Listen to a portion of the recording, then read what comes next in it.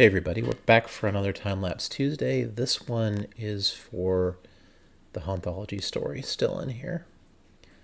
This story kind of came to me thinking about not wanting to do a zombie story. Um, I feel like that for a project like this that seems to focus predominantly on post-apocalyptic stories, there's always the temptation to do zombies. And I love zombies. I love zombie stories. I always have. But I think it's hard to do something new. And I think that especially when you look at something that examines it as thoroughly as The Walking Dead has, you kind of have to come up with something that's sort of different or interesting. And I don't know, for a long time I just didn't feel like I had anything different to say. Um,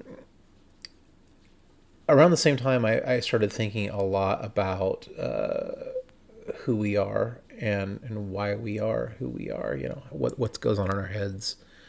I think some of it came at the end of my grandfather's life. I was thinking a lot about losing yourself or losing your identity, getting older and forgetting things. And then I thought about the other side of that, people that have diminished function but are still sharp as tacks. And I kind of came up with this idea, this story about a zombie virus, a virus where you very much were stuck in your body and you physically were compelled to do terrible, terrible things. But all the while, you were still very much you inside your head.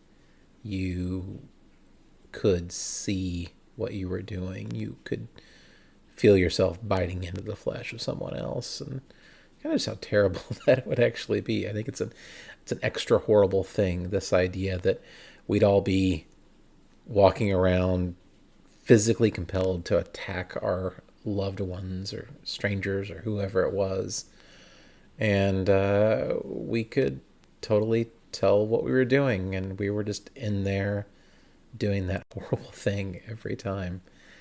It seemed pretty nightmarish to me. Um, Oddly, I think another part of it was, following the theme of COVID. Um, Things we can't control. And for as silly as it sounds, once again, being stuck inside someplace, still having all of our thoughts and all of our feelings, but no ability to really do anything about it. You know, physically stuck inside. That's probably a lesser thing, but still, it's there. Something I've been thinking about. Um, as with a lot of these stories, I wanted to tell something that was a full story, full enough story, but done within a limited page count. And I wanted to do something that felt kind of like a tracking shot in a movie. Comics and film, the structure of them, they're similar in some ways, and sometimes you really want to play with the similarities of the two. Sometimes you want to get as far away from it as possible, just stick to what works in comics. But this, for me, I really wanted to do something that actually felt like a tracking shot. I wanted to start outside of a house and kind of cut a circle through and show more and more of what's going on inside the house, and as a reveal as we go. And I think it works pretty well. I had a lot of fun with it. One thing that I didn't really think about was exactly how involved drawing all these trees and leaves were going to be. This was a simple story. There weren't a ton of people in it. It wasn't overly complex. The last page is complex. It has a lot going on, a lot of dead people walking around, but it wasn't like a situation where you had a lot of people on the page interacting or doing much.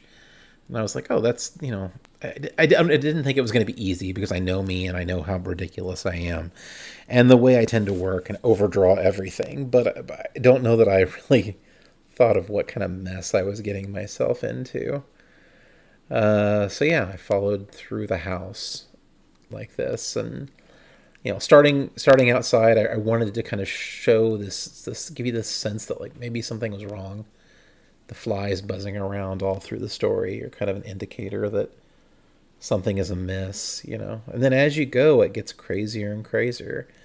You round that corner, and then you see that somebody was he was very obviously making himself a sandwich and pouring a nice glass of milk. He was having a tasty peanut butter and jelly, and that